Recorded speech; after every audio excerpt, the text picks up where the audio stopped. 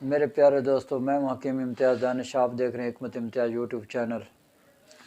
جیسے کہ آپ کو معلوم ہے کہ ہم نے تہیہ کیا ہوا ہے کہ سر کے بالوں سے لے کر پاؤں کے ناخن تک تمام امراض کے بارے میں گفتگو کریں گے اور اس کے بہترین مجرب ترین نسخہ جات بھی آپ کو دے دیں گے۔ تو چلتے ہیں میرے پیارے دوستو آج اس بیماری کی طرف جس سے تقریباً ہر بندہ پریشان ہے،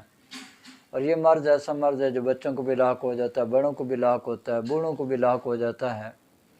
جناب، تو آج ہم بات کر رہے ہیں ٹانسلز کی، گلے کی خرابی کی بات کر رہے ہیں۔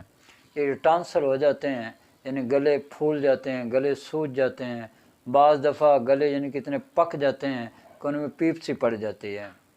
تو یہ ایک بڑا نامراد مرض ہے، اور جن لوگوں کو یہ ہوتا ہے ان کو انتہائی کمزور کرتا جاتا ہے، کیونکہ ایسے لوگوں کو ہر وقت گلے میں درد ہوتا ہے، گلے سوجے ہوئے ہوتے ہیں، بخار ہوتا ہے، بخار جو ہے نا وہ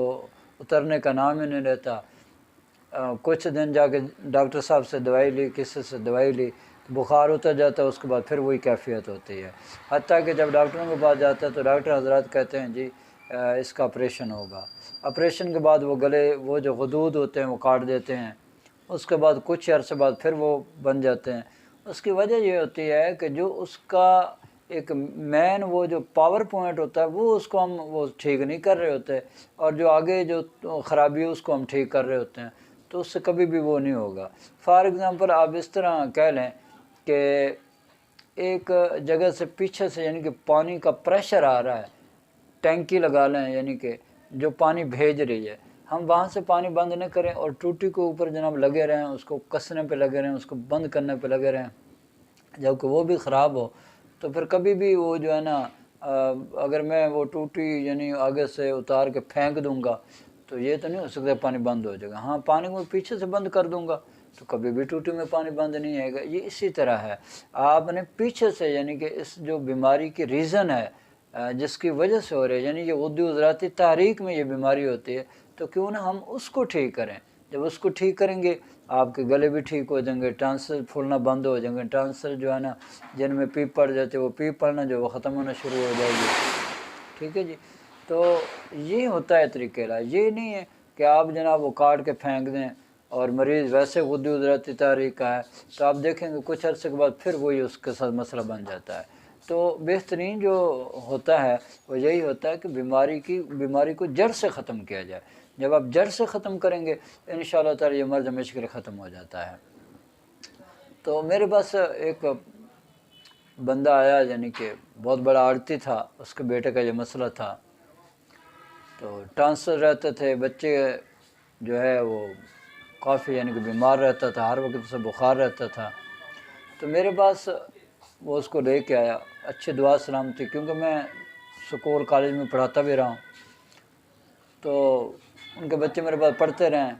تو ایک بچے کو لے کے آیا، کہتا ہے سر اس کا یہ مسئلہ جا رہا ہے، میں نے کوئی کہتا ہے اسپتال نہیں چھوڑا، کوئی میں نے حکیم نہیں چھوڑا، میں سب کے پاس لے کے جاتا ہوں، کچھ عرصے کے لیے آرام آتا ہے، اس کے بعد پھر ویسی کی ویسی حالت ہو جاتی ہے۔ تو میں نے بچے کو جب چیک کیا، دیکھا اس کی نبض کو، اس کا پورا وہ سارا وہ کیا، تو اس کے غدے عضلاتی تحریک تھی، تو کافی یعنی خشکی گرمی کا مریض تھا، رنگت اس کی پیلی پڑ چکی تھی، آنکھوں میں بھی پلاہٹ تھی، زبان بھی پیلی تھی۔ تو میں نے بچے سے پوچھا، میں نے کہا آپ کے منہ کا ذائقہ کیسا ہوتا ہے؟ کہتے سر بہت برا ہوتا ہے، یعنی کہ ایسی گندی بدبو آتی ہے میرے منہ سے، اور ساتھ ہی میرے منہ کا ذائقہ کڑوا بھی ہوتا ہے۔ تو وہ تو شاید بخار کی وجہ سے کڑوا ہوتا ہے۔ تو میں نے پھر اس کو بچے کو بھی میں نے سمجھایا کہ آپ بیٹا یہ اس طرح کی چیزیں کھاتے ہوں گے، تو اس نے کہا ہاں یہ کھاتے ہیں، پاپڑ بھی کھاتے ہیں، فلاں چیز بھی کھاتے ہیں، فلاں سارا اس نے وہ بتایا۔ میں نے کہا بیٹا یہ آپ نے بند کرنی ہے۔ میں نے اس کو بھی سمجھایا جو دوست تھے، تو میں نے کہا بھائی اس کی یہ چیزیں بند کرنی ہیں آپ ان کو پھلوں کی طرف لے آئیں، آپ ان کو دودھ کی طرف لے آئیں، کوئی اچھے یعنی کہ غذا کی طرف لے آئیں، تو انشاءاللہ بچے میں نے کہا ٹھیک ہو جائے گا۔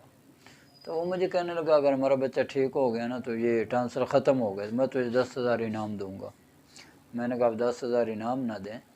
آپ مجھے صرف وہی پیسہ دینا جو دوائی کے پیسے بنتے ہیں نا وہ دے دینا،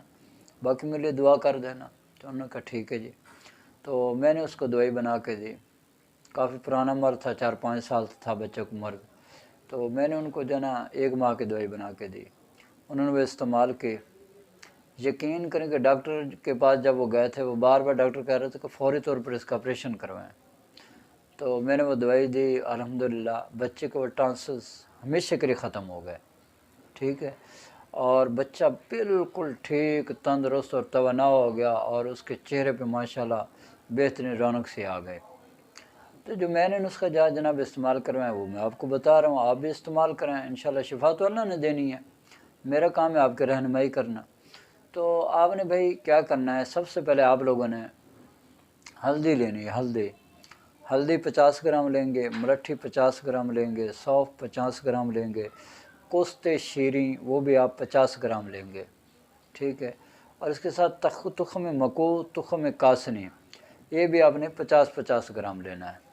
ٹھیک ہے، اور یہ آپ نے انتہائی باریک پاؤڈر بنا لینا ہے۔ صبح و شام یعنی چھوٹی آدھی چمچ آپ نے صبح و شام ہمراہ نیم گرم پانی استعمال کروانی ہے، ٹھیک ہے، اور دن کے وقت جو ہے آپ نے جوارش شکمونی چھوٹی آدھی چمچ استعمال کروانی ہے،